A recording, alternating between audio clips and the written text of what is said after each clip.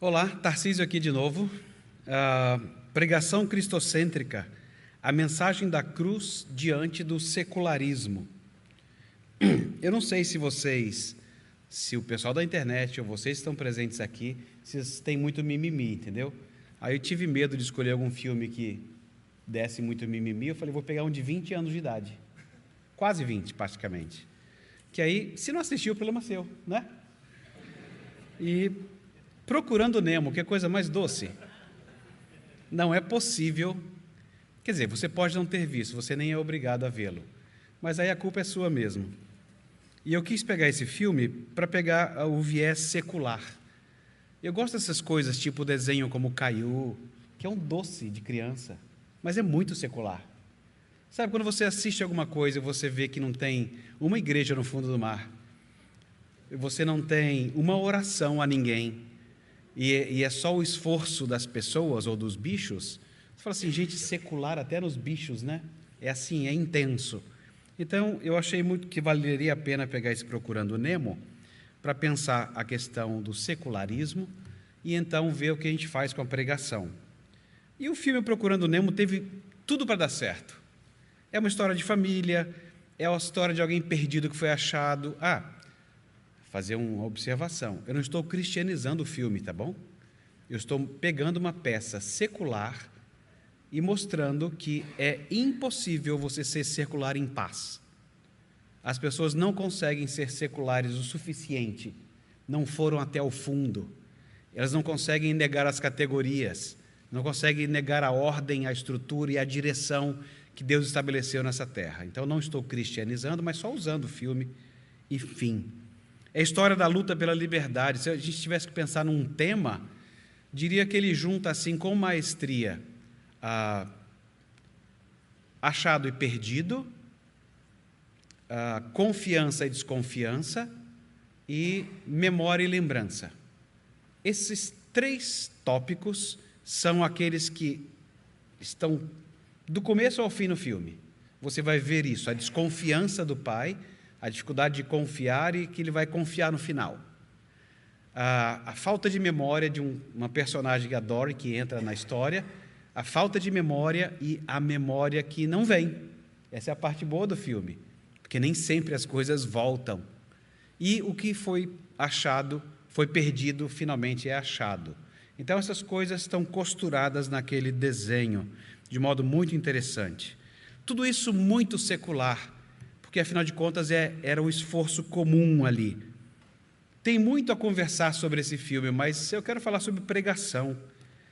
Mas eu não posso me furtar de pegar uma cena lá do final, muito interessante, e eu vou usá-la apenas como ilustração do que a gente faz com a pregação.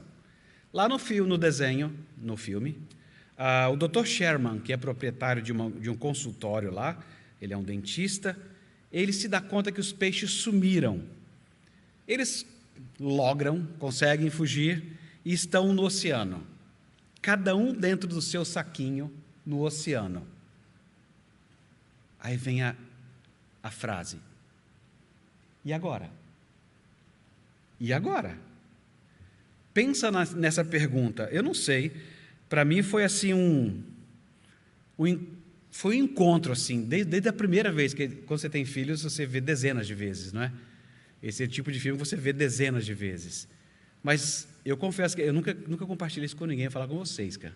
A primeira vez que eu vi esse filme, é que não dava para falar isso com as crianças, eu lembrei do Schaefer. Eles iam olhar para mim e falar assim, o quê, pai? Na época, afinal de contas, já tem um bom tempo isso, né? E eles eram muito pequenos. Então, eu lembrei na hora, eu falei assim, cara, olha o que eles estão dizendo, estamos salvos. E agora? E agora? Ser salvo não é o alvo, ela é parte do processo. O que vem depois do processo de ser salvo é florescimento, é desfrutar dessa vida com tudo que está disponível. Então, era muito, né, dizer que, e eu estou contando só hoje isso, depois de anos guardando no coração, de que eu lembrei de Schaefer naquela hora, especialmente de uma obra dele de 76, Como Devemos Viver. Como devemos viver. Naquele período, quando Schaefer escreve nos Estados Unidos, havia promessa de paz, de riqueza pessoal, conquistados pelo humanismo secular. E ele viu naquelas coisas um risco à fidelidade evangélica.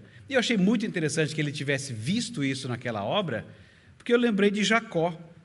Gênesis de 32 a 35, você tem uma história esplêndida, porque Jacó correu muito mais risco quando tudo estava bem. Quando ele estava em dificuldades, foi o tempo em que ele mais esteve próximo de Deus. Mas quando tudo estava bem, a ponto dele construir casa naquela época, foi a época que ele correu mais risco. Quando o Schaeffer olha aquela coisa, toda aquela riqueza, aquelas promessas de paz sendo anunciadas, ele viu o risco. Ele viu o risco. Ele foi profético ao criticar a igreja cristã por um legado de racismo, de abuso de poder econômico. Ele estava certo quando ele olhou para os acontecimentos de 3 anos atrás, que está sendo revisto agora, do Roe versus Wade sobre o aborto. Ele sabia que estava acontecendo uma mudança cultural profunda e que muito mais ainda estava por vir. Quando eu vi aqueles saquinhos salvos no oceano em 2003, eu na hora, sabe aquela... É como outro desenho, Ratatouille, quando você dá aquela garfada e lembra da infância? Eu tive aquilo quando eu falei assim, gente, agora 20 para trás, quando foi a minha conversão, e eu lembro que eu pensei nisso, tá, salvo, eu estou dentro do saquinho, e agora? E agora? É porque na pregação, salvação e santificação são coisas que vão andar de mãos dadas. Você não anuncia uma coisa só, você fala sempre da salvação, sim, mas está sempre edificando o povo de Deus e falando da santificação. O processo natural do cristão, aproveitando essa minha cena preferida do filme, é dia a dia aprender a me desvencilhar do pecado que me prende e, ao mesmo tempo, aprender a discernir o oceano. A cosmovisão daqueles peixes era do aquário. E agora eles estavam no oceano. No oceano há correntes marinhas poderosas, assim como predadores vorazes. A vida na natureza, cada vez que eu fico ouvindo grilo, Deus fez os grilos. E Deus os fez para dizer onde eles estão. Eles ficam cri, cri, cri. E o predador sabe onde eles estão. Você pensa que a vida de grilo é fácil? Você tem que dizer onde você está para o predador te achar. Eu imagino que cada cri, cri que um grilo faz é assim. Será hoje, Senhor? Será hoje? Vida na natureza não é fácil. O mundo é assustador. A vida na natureza é tentar ficar vivo mais um dia. O mundo quebrado, ele é assustador. O que faz a mensagem da cruz diante do secularismo? Anuncia essas duas coisas, a salvação e a santificação, dentre outras doutrinas na Escritura. E por que você continua a anunciar a salvação uma vez que você foi salvo? Por uma razão simples. Nós podemos esquecer. Memória, isso é muito importante. Um dos grandes pecados denunciados na Bíblia é esquecer-se de Deus. Procurem depois as suas chaves bíblicas aí eletrônicas. Esquecer Deus. Procure com essas duas palavras. Passar a vida, imagina, passar a vida como se Ele não existisse. Não compartilhar com Deus as nossas derrotas e as nossas conquistas. Não contar para Deus os nossos pensamentos mais estranhos. E nem buscando dEle o perdão que Ele oferece todo dia. Isso é muito secular. Pois é tão interessante isso que um dia Deus instruiu o seu profeta Jeremias, no capítulo 2, a dizer assim: acaso se esquece a virgem dos seus adornos, ou a noiva do seu cinto? Todavia o meu povo se esqueceu de mim por dia sem conta. Você consegue imaginar isso? Que você vai celebrar um casamento e a noiva chega da sua frente e fala assim: esqueci de me maquiar. Acontece isso? Inimaginável. Ela pode esquecer o noivo, mas não a maquiagem. É o dia. Ela não vai esquecer disso. Procure na Bíblia sobre o pecado do esquecimento, ele é sério. A pregação, portanto, constantemente relembra a salvação e orienta para a santificação. O tempo todo faz esses dois movimentos. É bom porque no ajuntamento dos santos, desde os primórdios, sempre Deus fez com que nessa celebração, em qualquer celebração em que há um ajuntamento, que houvesse ali crentes e descrentes, pessoas com problemas de confiança e desconfiança. O Evangelho, assim, não é apenas a maneira pela qual nós recebemos a salvação, não é só isso, tem, e agora? Mas é a maneira de avançar em todas as etapas da vida cristã. Senão nós vamos fazer como os Gálatas, e aí nós vamos ter um espanto que não é o uso filosófico, espantado porque eles passaram da graça. Eles começaram pela fé e terminaram tentando avançar pela lei. Você avança mediante a fé sempre. O remédio para a incredulidade e falta de memória é a narração do Evangelho de novo e outra vez. A pregação, ainda que seja mensagem para o crente, fala também ao descrente, porque todos temos o mesmo problema subjacente. Nós temos coisas perdidas que precisam ser achadas. Nós precisamos trazer à memória as coisas. E nós temos um baita problema de confiança. E mesmo nós, crentes, confiar em Deus não vem assim, no kit. No kit vem a fé. E nós lutamos intensamente, porque nós carregamos ainda um morto, para confiar em Deus. Por isso o sermão ele precisa ser centrado em Cristo, em sua exposição e na sua aplicação. Crer em Cristo é o que desmantela os sistemas de incredulidade do coração humano. É isso. Em geral, as pessoas costumam destacar negativamente que essa era secular não aceita a verdade revelada, mas deixam de mostrar que a incredulidade corre o mesmo risco que os crentes correm. Os crentes correm o risco de descrer, mas os descrentes correm o risco de crer, especialmente quando o Evangelho é anunciado. A incredulidade, ao mesmo tempo que rejeita a verdade revelada, ela está gritando hoje uma verdade encarnada.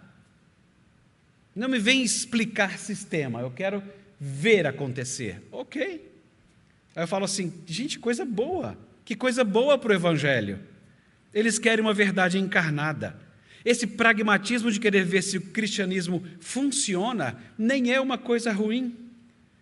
Nós deveríamos ser os primeiros interessados nisso.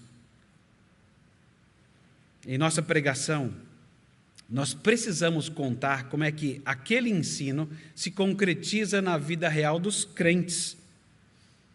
E seria bom os crentes ouvirem os seus mestres darem ideias de como que eles poderiam compartilhar a fé quando os problemas de incredulidade surgirem, de confiança. E o modo como eles fazem isso, mediados pela lente de Jesus Cristo, que é a palavra encarnada por meio de quem nós enxergamos toda a realidade. Quem sabe se nós fizermos assim, esse mundo secular, vendo a nossa nova vestimenta, já que a gente está falando de desenho, eu vejo esses filmes de heróis, eu fico assim, primeiro já aprendi com o filme Os Incríveis que não é para usar capa. Capa você pode morrer, né? É sugada por um negócio, uma turbina do avião. Capa não é legal.